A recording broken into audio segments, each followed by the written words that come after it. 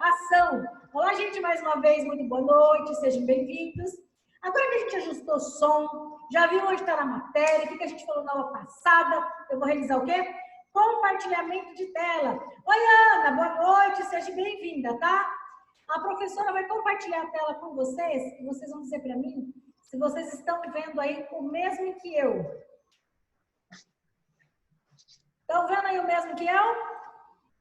Sim. Bacana! Então a professora vai iniciar a aula falando, sabe o que para vocês? Sejam bem-vindos e que guardem bem isso que eu vou falar agora. Há muros, e você vai entender que não é um muro físico, tá? Há muros que só a paciência derruba, porque há pontes que só o carinho constrói. É claro que essa frase ela é uma metáfora, mas se você conseguir entender ela, quando esse muro que eu falo, a paciência é algo solidificado. Ela não é para todos, é para alguns. E você tem que aprender ao quê? A trabalhar ela na sua vida. Porque hoje o assunto é primeiros socorros. Então, tem pontes que nós crescemos, que nós colocamos na nossa vida, que é só o carinho que faz com que você consiga levar adiante. E por falar em levar adiante, o que a gente falou na aula passada? Vamos lá. O que a professora falou com vocês ali de primeiros socorros? Primeiro, eu sempre vou falar em primeiros socorros. Qual que é o meu objetivo em primeiros socorros? O meu objetivo sempre são 3 fatores. E eu quero que ele seja inserido igual lavagem cerebral assim na sua cabeça. Por quê? Falamos de convulsão, falamos de desmaio e falamos ainda de manobra de Heimlich. Só relembrando, convulsão é como se fosse descarga elétrica, é o nosso sistema nervoso central, é ele que comanda todo o funcionamento do nosso corpo. Para a gente poder, através dos neurotransmissores, tá? Através dos hormônios, o nosso coração bater, para a gente fazer xixi, para a gente sentir fome, para a gente sentir... Você tá tocando, mas tá ligada. Para tristeza, para alegria, para tudo que você sente, é um neurotransmissor. A pergunta que eu espero que tenha ficado clara sobre a aula passada. Todo mundo que tem convulsão é porque tem epilepsia? Sim ou não?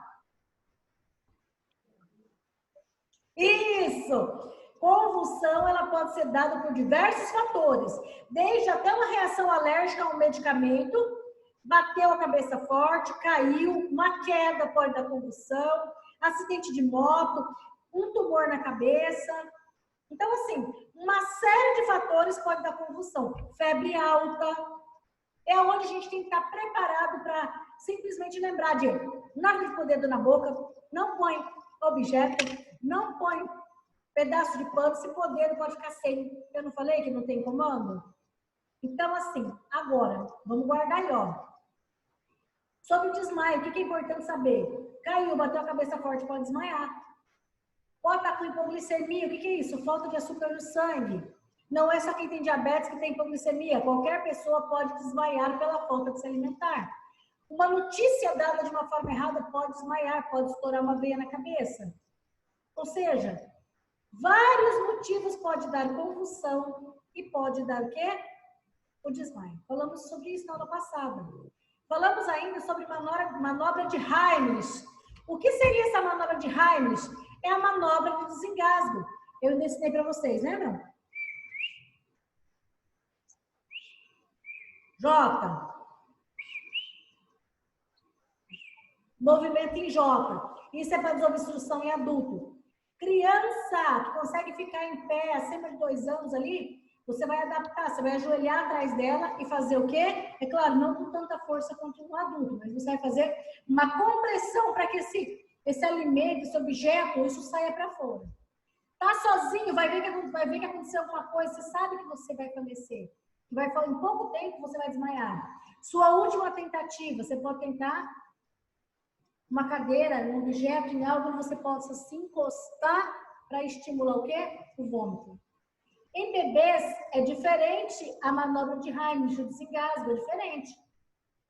Você vai olhar para a criança, vai realizar a avaliação. Olhou, a criança não respondeu, você viu que não tem nada lá obstruindo, você vai fazer o quê? Vai virar essa criança. Quantas vezes? Opa, deixa eu ver aqui. A Rosane quer entrar na aula. Ô, Rosane, seja bem-vinda, sua linda. Então, assim, parou. 5 vezes. Aonde? Entre os pulmões. Expelindo. De preferência, essa criança tem que estar o quê? Lei da gravidade. Para baixo. Se ela couber no seu antebraço, você pode ser em pé. Se não, você senta. Coloca a criança aqui na sua coxa. Segure desta forma. A professora na aula passada mostrou uma bonequinha. Só um momento. Então, se eu mostrei, vou novamente. Então, você quer ver? Para, segura, faz os 5 movimentos de expulsão. Segura essa criança, retorna, lembra? 1, 2, 3, 4, 5. Segurou, volta. 5. 5 expulsão, 5 compressão. Ok? Isso foi a aula passada. E hoje, professora, o que a gente vai dar continuidade? Lembrando o objetivo dos primeiros socorros. Preservar a vida do paciente, reduzir sofrimento e prevenir complicações. Esse é o nosso objetivo em primeiros socorros, tá bom? Vamos falar um pouco de desidratação, vômito, fratura devido à queda. Nós vamos fazer um apanhado sobre os primeiros socorros. Então, lembrando de novo, quais as atitudes que se deve tomar em primeiros socorros? Minha segurança, segurança do local, segurança da vítima, o que aconteceu? Checou o local? Porque a Bruna pode vir tão desesperada em querer salvar a pessoa que acabou de ter uma queda, aí ela vai lá e escorrega no mesmo lugar. Por quê? Porque o princípio de primeiros socorros é minha segurança, local e vítima. Eu tenho que ter visão para quando eu for socorrer essa pessoa, acabou de cair um galho na cabeça da pessoa. A Genilza vai com tanta pressa para tirar o galho e vai cair na cabeça da outra. 2 vítimas, entendeu?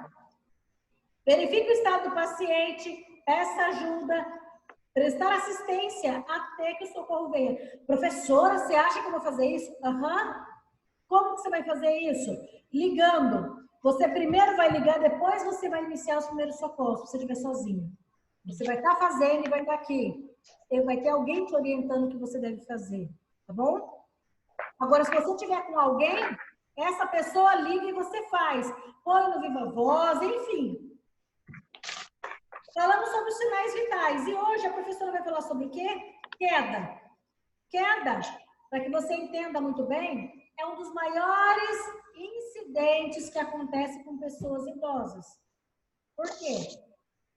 Ou por fraqueza, falta de atividade física, pode levar. Ô, Rosane, boa noite, seja bem-vinda. Tá conseguindo ouvir bem a professora? Ok. Então, assim, se a queda é um dos maiores incidentes que acontece, eu tenho que entender que com a queda pode vir seguida de fratura. É onde eu tenho que estar atento, por quê? A fratura é um rompimento total ou parcial de um osso. Pode ter desvio ou não. Pode ser por causa de uma pancada, queda, impacto, outro estresse maior. Às vezes só escorregou. O próprio peso, a hora que ela caiu, fraturou. Idoso, os lugares mais comuns que acontece fratura em idoso é fêmur, costela, coluna, bacia é o osso do quadril, tá? Eles conhecem, eles falam muito popularmente como bacia, o osso do quadril. E o braço? Ou por N motivos pode ter uma fratura, pode ter uma queda. A maioria dessas fraturas, trauma, ou seja, pode ser de acidente de moto, pode ser de violência direta, pode ser uma convulsão. Uma convulsão, teve a queda, e a queda trouxe a consequência a fratura. Idade avançada, é algo chamado semência. Na medida que a gente vai envelhecendo, cada vez mais, se não for estimulada a atividade física nesse paciente, maior a probabilidade do quê? De desequilíbrio e queda. Baixa massa muscular, estresse e osteoporose. Meu paciente caiu. E aí? O que eu devo fazer? Não faça isso logo de cara. Você não sabe como que está o osso dele aqui dentro. Primeira coisa quando faz, principalmente o idoso se sente envergonhado. Se ele começou e você inventar de levantar ele, o que pode acontecer? Você não inventa de pôr fratura no lugar. Isso é coisa de filme, tá, gente? Vida real, primeiro socorro, está acontecendo com a gente, com alguém dentro de casa, nada de inventar de pôr osso no lugar. Primeira coisa, tem que acalmar a vítima. Fala lá, ó, Ana Jéssica, eu tô aqui para te ajudar. Não dá para movimentar a senhora, a gente não sabe se algum osso aí não quebrou, e se eu tentar levantar a senhora, vai que esse osso se rompa e a senhora tem hemorragia interna. Só está sentindo dor, vai conversando com a pessoa e chama o serviço de emergência. Ah, mas só bateu no bumbum. Mas quem te garante que foi só isso? Eu acho que, eu não sei se eu já comentei com a turma de vocês, eu tive um caso de uma conhecida que ela tinha a cuidadora, né? E a mãe deixou cuidando e ela foi lavar a casa, lavar a garagem. A cuidadora foi no banheiro. Enquanto ela foi no banheiro, a idosa foi e passou. Bem na hora, escorregou, quebrou o fêmur. Corrigindo, quebrou os ossos do quadril. Foi para o centro cirúrgico, teve que fazer uma cirurgia de emergência. Houve uma infecção, foi para a UTI e faleceu. Imagina como que essa cuidadora ficou se sentindo. Então, tem que haver uma comunicação, porque algumas pessoas, na medida que elas envelhecem, elas vão ficando teimosas. E se elas já são teimosas por natureza, ao envelhecer, é difícil, tem que ter muito diálogo, tem que ter muita paciência, como eu falei desde o início da aula. Para se construir muros, tem que ter paciência, tá? Vamos lá. Então, manipule o lugar o mínimo possível. Porque às vezes ela vai falar, tá caído, tá doendo meu braço, tá doendo meu pulso. Ah, vamos deixar, toma um remedinho para dor e fique em casa. Não, tem que levar para tirar raio-x, tá? Não mova antes de saber onde é que teve a lesão. Não permita que a pessoa levante ou sente, especialmente se ela caiu e bater a cabeça. Chega, se for necessário, esse é o movimento, ó. Parou? Só um minutinho, dona Jéssica. Só um instantinho que eu vou ver. Se a senhora levantar de uma vez, eu preciso ter certeza que tá tudo bem com a senhora. Entendeu? Acalme a pessoa. Nada de pôr osso no lugar. Se tiver ferimento, se tiver osso que saiu para fora e você for querer mexer, pano seco, pano limpo. Tá? Não é o primeiro pano de prato que acha pela frente que vai pôr em cima de um osso, não. É pano limpo. Eu falo sobre isso aqui, ó. Imobilizar antes de remover a vítima. Não. Não. Por quê? Você vai imobilizar o quê? A gente já fez algum curso específico para imobilização? Não. Agora, diferente se você está com o seu filho em algum lugar. Criança cai o tempo inteiro. Cai mais que idoso. Tá brincando, caiu, machucou. Primeira coisa, tem que saber onde está doendo essa criança. Coloque uma tala, se for o braço. Se você quer encaminhar, tudo bem. Caso contrário, percebeu que é grave, deixa quietinha, acalma a criança, chama o socorro. Aplique compressa com gelo. Onde você está não tem gelo. Chama o socorro e aguarda. O gelo é para evitar hematoma, tá? Porque depende, hematoma, principalmente se bater o testa, cresce muito rápido. O gelo vai adormecer e vai evitar hematoma. Solicita socorro. Esse paciente pode ter entrado em desidratação. Não está bebendo muita água, porque a água não se elimina, não é só pelo xixi. É pela urina, é pelas fezes, é pelo suor. Existem várias formas de se desidratar. Esse paciente, a desidratação é perda de água no organismo. Pode ser causada por uma doença. Esse paciente está suando demais, está perdendo muita água, ele está com o diabetes desequilibrado. Hiperglicemia desidrata muito rápido o paciente. Perde muito líquido, porque um dos sinais ali é o excesso de xixi. E o paciente não perde só água, ele perde água e perde o quê? Sódio. Então, se você está anotando, anota aí, ó. Desidratação é perca de líquidos e sais minerais. Devido a quê? Pode ser vômito, pode ser diarreia, pode ser a própria falta de tomar água. Está urinando, está com a urina excessiva. O paciente toma muito sol. Agora, essa urina excessiva pode ser por quê? Pode ser, como eu falei, pelo diabetes. Como essa desidratação pode ser o quê? Medicamentosa. Tem medicamento que quando o paciente está tomando, tem que aumentar a ingesta de água para ele, para que não cause essa desidratação. Porque desidratação, professora, eu quero saber identificar. Como é que eu sei que uma pessoa está desidratada? Primeira coisa, a boca dela fica extremamente seca. É nítido você ver. Não só a pele, a boca, como a pele também. Ele começa a fazer cada vez menos xixi. Aí você fala, nossa, o que dá? Desorientação. Como a desorientação é onde ocorre a queda, entendeu? Às vezes a queda do paciente ocorre por falta de desorientação. Começa a reduzir o peso, começa a aumentar a infecção. Nossa, professora, é grave isso? Sim, a desidratação pode levar à morte. Sério? Sim. O paciente começou a dormir demais, fica atento. Não é normal dormir o tempo inteiro, entendeu? Ele está dormindo demais por quê? Ele está desidratado? O remédio está fazendo alguma reação adversa? Ele está desenvolvendo diabetes e você não sabe? Então, ou ainda, meu paciente está dormindo, eu não vou acordar ele para dar água.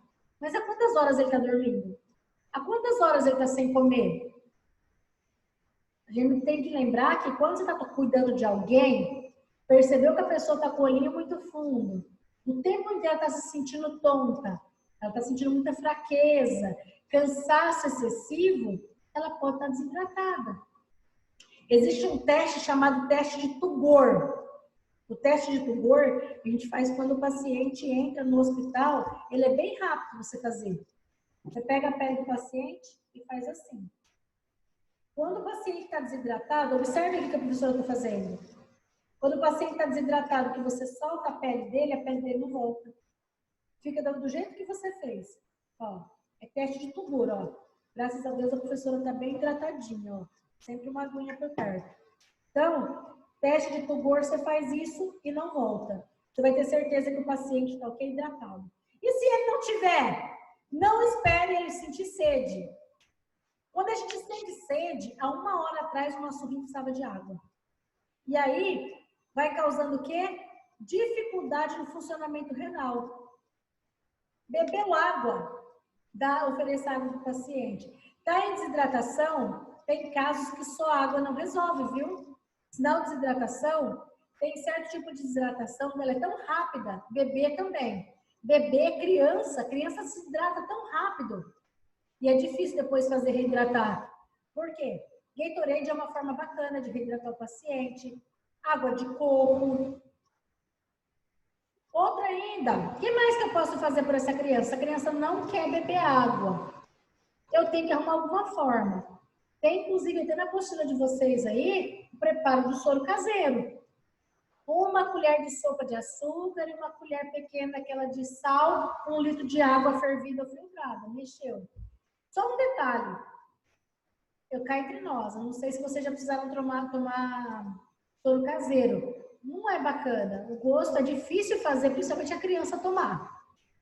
O idoso também. Não é muito fácil fazer com que esse idoso tome.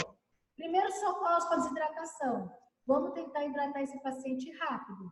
Caso contrário, se ele se desidratar muito rápido, tem que levar para o hospital para tomar na veia. Seu paciente ficou lá, você está com ele há 6 horas, você percebeu que ele só conseguiu tomar um copinho de água? Não dá. Tem que incentivar. Não está tomando soro caseiro, tem que tomar Gatorade. Não está tomando Gatorade. Suco, não está tomando suco. Ó, trouxe uma dica aqui para vocês. As 5 frutas mais hidratantes que você pode pôr na dieta do teu paciente. Um exemplo que eu dou aí para vocês, a melancia. 92% da melancia é água.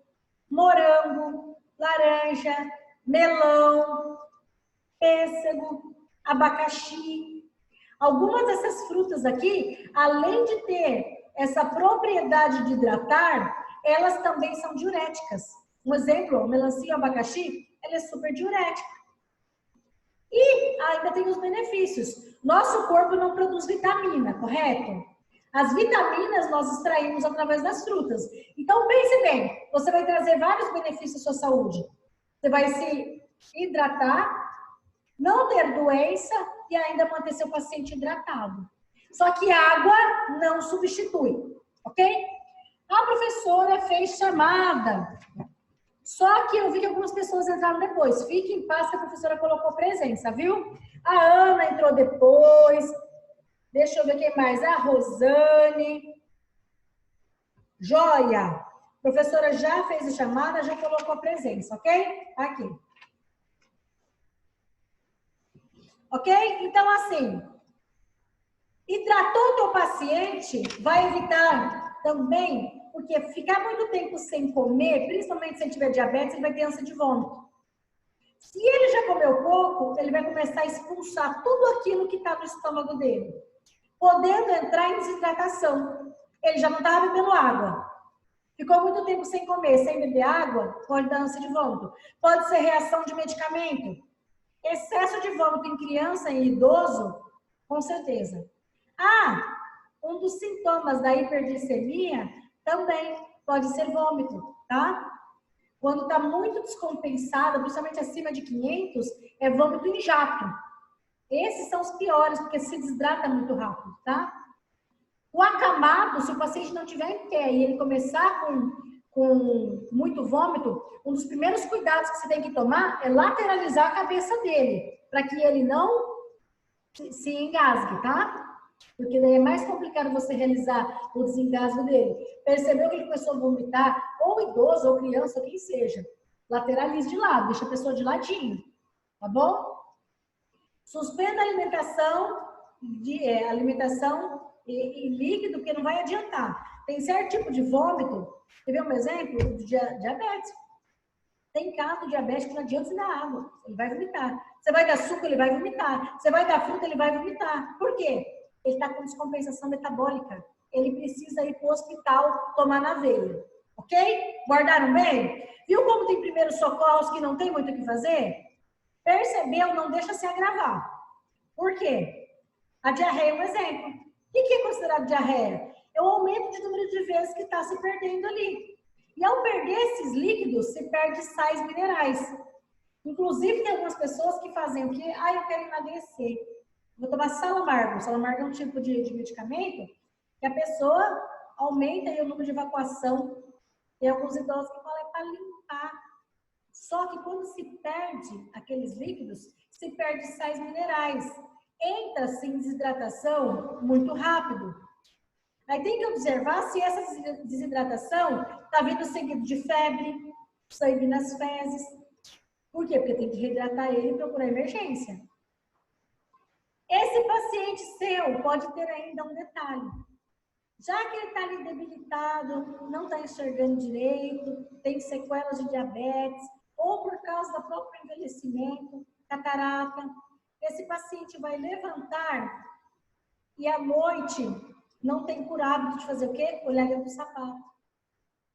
Por quê? Porque agora a professora vai falar sobre os animais peçonhentos. O que são animais peçonhentos? São animais que, de alguma forma, ele tem um mecanismo de defesa. Então, para ele se defender, ele se sente atacado. O idoso vai pôr o pezinho dentro do sapatinho, ele vai lá e pau, ele bocanha. Então, ele tem glândula, ele pode ter dente, ele pode ter ferrão, pode ter agrilhão. Aqui em São José do Rio Preto, se vocês quiserem anotar, estou deixando aqui na tela, compartilhando com vocês, existe o Ceatox. O Ceatox fica lá no hospital de base, ele que é referência. Porque agora eu vou mostrar alguns animais peçonhentos que são comuns para vocês entenderem, que o veneno deles, corrigindo, o antídoto deles, né? O soro que se toma é fabricado lá no Instituto Butantan, em São Paulo. E aqui em São José do Rio Preto, e região também, não é só na nossa cidade, o hospital de base é referência que tem o antídoto para ser tomado ali, porque foi picado, vai ter que tomar o quê? Vai ter que tomar o soro. Se for cobra, antiofídico, se for escorpião, antiaracnídeo, de acordo com o tipo que picou, é o veneno, desculpa, o veneno, é o soro que você tem que tomar. É o Ceatox. Esse é o 0800, se você quiser deixar anotado aí, para que você tenha conhecimento. É o número de referência dentro do hospital de base. que eles são especializados nesses soros, tá? Que são mandados direto do Instituto Butantan para cá. Todo mundo fica preocupado com cobra. Só que olha um detalhe. Existem vários tipos de aranha, tá? Armadeira, viúva negra, caranguejeira, taturana. Eu estou mostrando aqui para vocês alguns sintomas aqui, ó, sinais de quê? De picada de aranha marrom. Aranha marrom é a pior, ó. Não é uma imagem muito bonita. Então, não pense assim, o idoso foi picado por uma aranha. A aranha marrom, ela normalmente, ela não é agressiva. Porém, como é um bicho peçonhento, se sente ameaçado, vai lá e pica. Gosta muito de entulho, lenha, folhagem. Às vezes ela fica no meio da folha. O idoso gosta de varrer a frente da casa, tá lá, daqui a pouco picou. Foi só um bichinho que me picou. Esse bichinho, ó, olha o tamanho da extensão. O que ele faz? Ele faz estrago. Cobra. Existe um tipo de cobra? Não, existem vários tipos de cobra. As cobras, elas são assim, ó. Eu vou falar rapidamente das 4 principais. O veneno da cobra, ele tem uma ação chamada proteolítica. O que é isso? Cada cobra tem uma ação. Tem cobra que onde ela pica, morre tudo e fica preto. É proteolítico, é dentro do sangue que age. Então, aquela história que passa na TV, que se alguém for picado por um animal, é só ir lá e chupar, não pode. É só cortar em volta que sai o sangue por ali. Também não. É só amarrar um pano, fazer torniquete. Hoje nós vamos aprender aquilo que é certo, porque muitas vezes as pessoas fazem errado e acabam o quê? Prejudicando o estado de saúde do paciente. Vou mostrar bem rapidamente que são algumas imagens, só para vocês terem como conhecimento o que uma jararaca pode fazer. Se ela for criança, ou bebê criança, se for filhote, cria abscesso. Se for adulto, olha só, tem casos que cria necrose, fica assim, ó. Professora, que horrível, sim. Não é muito agradável de se ver. Incha, dá hemorragia. Olha só, vou compartilhar com vocês. Tem casos que o veneno vai abrindo a pele. Você fala, Jesus misericordioso. A jararaca, e existe a surucucu. Um é muito parecido com a outra ação do veneno. Esse da sogra, desculpa. Gente, desculpa. Esse aqui da cobra é muito parecido uma com a outra. Gente, olha, desculpa. Tem casos que, olha o que acontece. Picou, dá inchaço e morte na pele, ó. Aonde o veneno vai subindo. Então, esses tipos de cobra, a ação é no local, entendeu? Olha só aqui. Picou o dedo, é no local. Picou o pé, é no local. Entendeu? Agora, um exemplo. A cascavel, não que ela seja pior, mas o veneno dela faz 3 estragos diferentes. Ela tem uma ação chamada neurolítica. Paralisa a musculatura da face. A pessoa tem rigidez na nuca. A pessoa começa a ter problema na visão. A atividade hemolítica que eu falei para vocês, rapidamente coagula o sangue. E miotóxica. Começa a destruir a parte muscular, podendo levar o rim à falência. Você fala, nossa, professora, mas você olha alguém que é picado, ó, você observa assim, você fala, nossa, nem parece que a cobra picou, porque às vezes o picar dela, aí a pergunta que não quer calar, a cobra morde ou a cobra pica? Agora a Bruna tá aí pensando, será que a cobra morde ou a cobra pica? A cobra, existe 2 tipos, tem cobra que morde, tem cobra que pica. Algumas, elas enfiam e através dos dentes enfia o veneno. Outras, elas picam e precisa fazer assim para que esse veneno, nessa região aqui, saia do dente, tá? Aí, a coral. O problema é que, às vezes, tem alguns professores que ensinam para as crianças assim, desde lá da escola. Cobra de cabeça chata, ela é venenosa. Cobra de cabeça redonda não é venenosa. Só que nós temos algumas exceções. A cobra coral é uma delas. Ela tem cabeça redonda e ela é venenosa. Ela tem uma ação de um veneno chamado neurotóxico. Ele faz tudo isso aqui, ó, com a pessoa. Dá vômito, paralisia facial, visão dupla, dificuldade de engolir. Ele mexe, paralisa o diafragma. O diafragma, ele é assim, ele é um músculo que fica debaixo do nosso pulmão. É ele que o cérebro dá um comando ali. Ele que enche e esvazia o nosso pulmão. E aí, olha só, você olha a pessoa, você fala, nossa, nem parece que ele teve nada. É porque às vezes não é no local que picou. Sobe. O escorpião também. Sabe onde o escorpião, quando ele pica, ele age? É direto no sistema nervoso central. A pessoa sente uma leve dor na picada. Oh, leve dor não. Dói a picada. Mas não é comparado a uma cobra, tá? A dor no local, só que a ação dele em crianças, sabe o que pode causar? É terrível. Em criança, pode levar o quê? Paralisia cerebral. Atinge a parte neurológica. E aí, a maioria dos escorpiões, eles têm hábitos noturnos. Durante o dia ele fica escondido. Ele gosta de sair mais à noite. E ele fica onde? Pilha de madeira, cerca, pedra. Ele gosta de ambiente doméstico. E ele é um bicho predador. Ou seja, ele não vai te atacar. Ele só vai te atacar se ele se sentir ameaçado, correto? Só que onde tem barata, tem escorpião. Porque escorpião gosta de comer barata. Professora, existe um tal de picada seca? O que é picada seca? Sim, isso é verdade. Eu, inclusive, tenho uma aluna que ela já foi picada 3 vezes por escorpião e ela não teve nada. Por quê? O escorpião que picou ela não tinha veneno. Aí você fala, pode isso, professora? Pode. Depois, realiza um tempo de estudo, pega lá uma meia hora, dá uma lidinha sobre isso, que é muito importante você saber. Se o seu paciente teve picada de vespa, de abelha, ele pode ter o quê? Choque anafilático. E isso vai ter uma reação alérgica.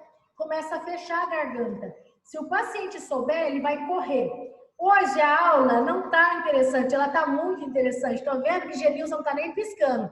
Rosane está até assim. Bruna, Ana, próxima aula a gente vai falar o quê? Os cuidados, a gente vai dar continuidade falando aí dos primeiros socorros. Vai estar imperdível.